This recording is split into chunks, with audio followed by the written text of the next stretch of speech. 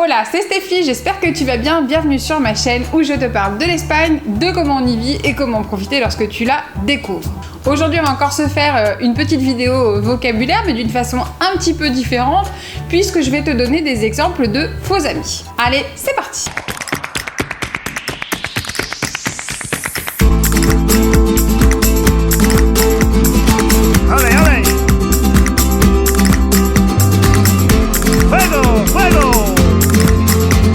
Personnellement, je n'ai pas appris l'espagnol à l'école, je l'ai appris toute seule.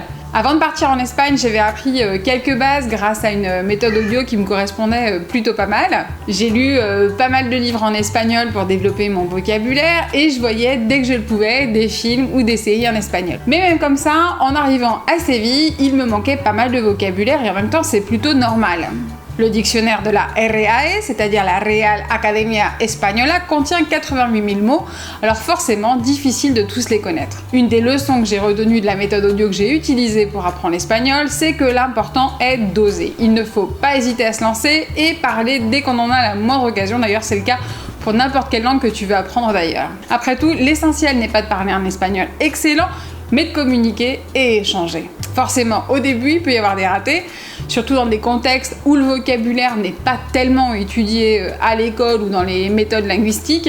Je me rappelle par exemple que mon premier rendez-vous chez le dentiste avait été quand même assez laborieux. Mais se tromper fait partie de l'apprentissage et si on se trompe, on essaye autrement et c'est comme ça qu'on apprend et qu'on avance. Une des sources possibles d'erreurs sont les faux amis. Ce sont des mots dans deux langues qui, même si leur forme se ressemble, ont un sens différent. Du coup, aujourd'hui, je vais te donner une première liste de faux amis auxquels faire attention. Je te mets dans la description le récapitulatif complet de la liste d'aujourd'hui. Et si ce type de vidéo te plaît, dis-le moi en commentaire pour que je sache si en faire d'autres ou pas.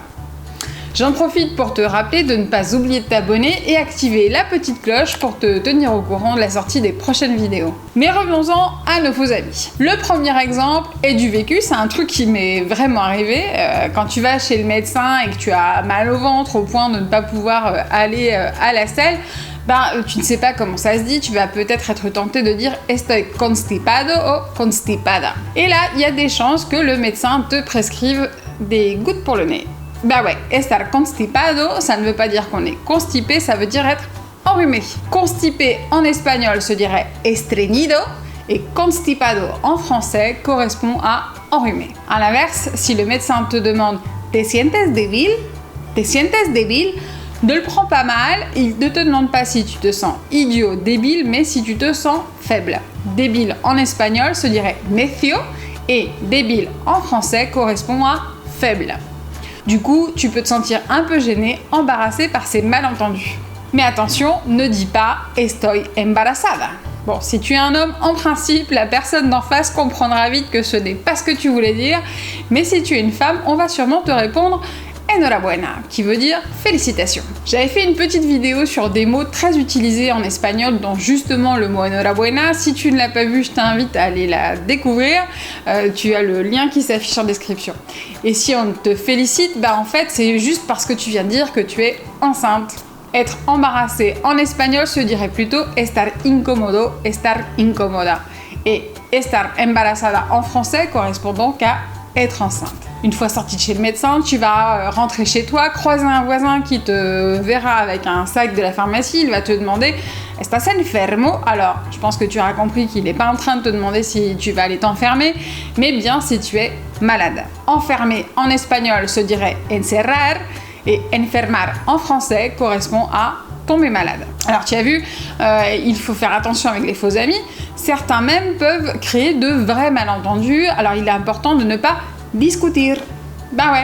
Discutir en espagnol, ce n'est pas discuter dans le sens d'une conversation, mais c'est se disputer. Discuter en espagnol se dirait charlar et discutir en français correspond à se disputer. Dans le même genre, tu as le verbe contester et contestar, qui peut aussi créer de beaux malentendus, puisque contester en espagnol se dirait oponerse ou objetar, et contestar en français correspond à répondre. Après toutes ces émotions, tu auras peut-être envie d'un peu de réconfort et manger un petit morceau, ça fait toujours du bien. Mais là encore, fais attention si tu dis que tu as envie de manger un gâteau, puisque le mot gâteau, ça correspond en espagnol à un chat. Donc si tu dis voy a comer un gato, t'es en train de lui dire que tu vas manger un chat. Gâteau en espagnol se dirait pastel et gâteau en français correspond à chat. Voilà, évidemment, on peut vraiment frôler le drame si on se trompe. Dans le registre des aliments, si tu veux t'acheter un paquet de bonbons, ne demande pas un paquet de bombones.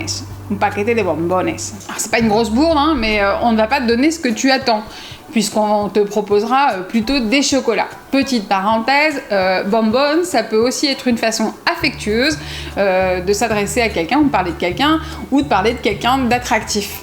Esa chica es un bonbon, c'est une belle fille, en plus elle est adorable, c'est un bonbon. Bonbon en espagnol se dirait caramelo et bonbon en français correspond au chocolat, plutôt les chocolats fourrés qu'on aurait tendance à offrir pour Noël. Des exemples de faux amis, il y en a quand même pas mal. Certains mots s'écrivent même exactement pareil. Par exemple, on a timbre et timbre. Alors timbre en espagnol se dit sello et timbre en français correspond plutôt à la sonnette. Du coup, imagine la tête de la personne d'en face si tu vas à Correos ou un bureau de tabac et que tu demandes un timbre. Autre exemple de faux amis qui s'écrivent de la même façon en français ou en espagnol et qui en plus se prononcent quasiment pareil, vraiment à très peu de choses près, c'est le mot bâtir, bâtir. Alors, bâtir en espagnol se dirait construire et bâtir en français correspond plutôt à battre, par exemple bâtir huevo, battre des œufs, ou bâtir un record, battre un record. On a aussi le verbe partir, partir. Partir en espagnol se dirait irse, me voy, te vas, se va, etc. Et partir en français correspond plutôt à diviser. Par exemple, parte la sandía en cuatro, coupe ou divise la pastèque en 4. Tu peux trouver aussi le verbe salir, salir, qui n'ont pas du tout le même sens. Salir en espagnol se dirait ensuciar et salir en français correspond à sortir. C'est de là d'ailleurs que vient le mot salida que tu peux trouver très souvent dans les aéroports, les hôtels ou les autoroutes espagnoles. Un autre verbe qui s'écrit exactement de la même façon dans les deux langues mais avec un sens différent, c'est le verbe sentir, sentir. Alors sentir en espagnol se dirait en fait oler et sentir en français correspond à ressentir, éprouver. Me siento feliz, je me sens heureuse. Me siento triste, je me sens triste. Le prochain exemple s'écrit de la même façon, mais la prononciation est assez différente. Le verbe placer en français et le mot placer en espagnol. Là, on change quand même pas mal de registres. Placer en espagnol se dirait poner et placer en français correspond à plaisir. D'ailleurs, si on te présente quelqu'un, tu peux répondre un placer, un plaisir. En France, ça correspondrait à enchanté, un placer. Et enfin, pour terminer, un dernier exemple de verbe qui s'écrit exactement pareil en français ou en espagnol, c'est subir, subir.